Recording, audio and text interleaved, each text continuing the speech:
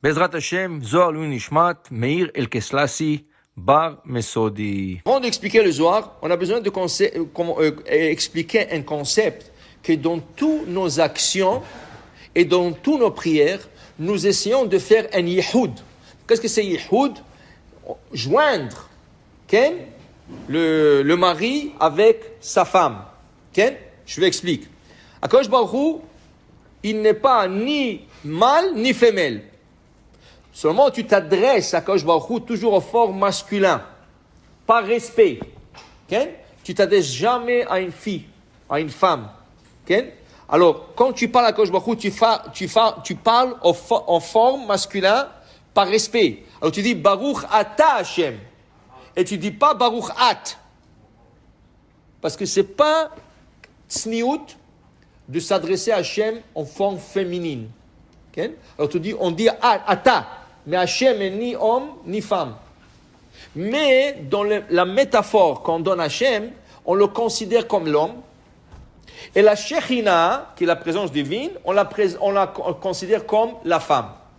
Nous, dans nos prières et dans nos actions, avant de faire une prière, avant de faire une action, qu'est-ce qu'on dit? Les Shem Yichud, Kucha Berichu Akadosh Baruch Hu, ou Shrinte et la Shrina, Yichud, par ma prière maintenant, et par mon action, Tefilim, Tzitzit, Mezouza, et Souka, n'importe quoi.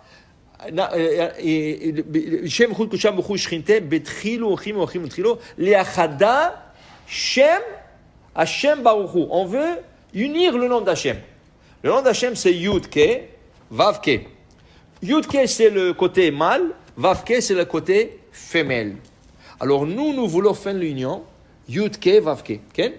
Toutes nos prières, toutes nos actions. Dit le Zohar ce matin, dans ce cas, celui qui accomplit pas la Torah, ou il fait des péchés, qu'est-ce qu'il fait? Au lieu de faire Yehoud, il fait Péroud. Péroud, c'est la séparation. Pourquoi? Dès qu'il y a un péché, la Shekhinah et Akadosh Baruch Hu se séparent. Et là, il a fait le contraire, ce monsieur. Au lieu de faire union dans le ciel, il a fait une désunion dans le ciel. Et il dit le Zohar, ça s'appelle Ishta Apuchot, Yeshalach Madon. Alors il dit ici, Vai leinul chayavaya d'avdin peruda de'ela, malheur à ceux chayavim qui font perud le'ela. Maintenant, il dit, mais ceux qui font tchouva, ils remettent tout à leur place. Celui qui fait tchouva, avant il était dans le mauvais chemin, il faisait péroud, ça veut dire il séparait. Maintenant en faisant tchouva, il est en train de faire une union de tout ça. Alors c'est pour ça qu'il dit, Valda tanenan, et là-dessus on dit, Rabbi Shimon bar Yochai, Atar de ba'alei tchouva yatve, tzadikim gimurim lo yatvebe. Dans la place où le Baalei Tshuva s'assoit, le grand tzadikim ne se tient pas là-bas. Pourquoi? Parce que le tzadik, qu'est-ce qu'il a fait toujours? L'union. Le rachat, qu'est-ce qu'il faisait? Séparation. Maintenant, il répare tout. Alors, il a une grande place dans le Gan Eden, parce qu'il est en train de faire une grande chose, de ramener tout ce qu'il a séparé, de ramener ensemble. Dit le Zohar. C'est sûr que le Baal Tshuva, c'est un grand niveau. Mais comment c'est possible de dire que quelqu'un qui était toute sa vie dans la tchouva, toute sa vie dans le bon chemin, toute sa vie dans le mitzvot, tu dis que celui qui était dans le mauvais chemin, il dépasse? C'est un peu dur à comprendre. Parce que lui qui faisait toute sa vie des péchés, maintenant tu lui dis qu'il dépasse le tzaddik. Oui, s'il y a un concept comme ça, la Gemara le dit. Bemakom sheba'alei tchouva omdim, en tzaddikim gimurim. Mais quand même, il faut comprendre que ça veut dire ça. Okay? Alors il dit, c'est sûr. C'est lui qui vient maintenant faire des tikkun et mettre tout ensemble, il a un grand niveau. Mais le Baal Tshuva, il peut faire le yichud dans le monde, dans la sphère du ciel, dans le ciel. Ça, c'est le yichud qu'il fait. Mais le tzaddik, il fait plus que ça. Le tzaddik, il a toujours fait le yichud. Alors, il fait le yichud le ciel, mais il dit le Zohar que le shefa, l'abondance que le tzaddik il fait, elle descend sur terre. Et c'est ça la différence entre les deux. Le Baal Tshuva, il fait yichud. Maintenant qu'il a tout séparé, il fait tout ensemble. Mais le tzaddik, pas seulement qu'il fait le yichud, il fait descendre l'abondance du ciel sur terre. Et c'est pour ça qu'on trouve dans le Talmud qu'il y avait des grands tzaddikim, des grands tzaddikim. Ça veut dire qu'ils étaient toujours tzaddik, qu'ils emmenaient tellement d'abondance au monde que le monde en entier se nourrissait grâce à ces tzadikim. Eux, pas nécessaire qu'ils avaient d'abondance. Par exemple, la Gemara dit, Rabbi Hanina ben Dosa, il était pauvre. Il n'avait pas quoi manger. Il mangeait de vendredi à vendredi. Qu'est-ce qu'il mangeait? Une marmelade de caroub. Une marmelade de caroub. Ça veut dire une cuillère, il avait une marmelade, il n'avait pas de moyens. Il prenait le caroub qui poussait dehors, il prenait le caroub, il écrasait le caroub, il faisait une marmelade de caroub, et vendredi, il mangeait l'Ichvot Shabbat, une cuillère de marmelade de caroub. Mais dit la Gemara, le monde en entier tenait sur ce tzaddik. Le monde en entier, il tenait sur ce tzaddik.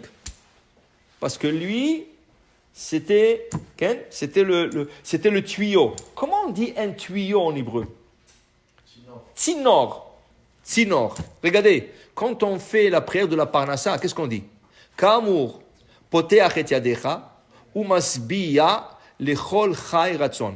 Akadosh Baruch Hu, vous ouvrez vos mains et vous donnez à chacun ratson, ce qu'il désire, ce qu'il veut, ce qu'il a besoin. Okay? Ratson, c'est le même lettre de Tsinor.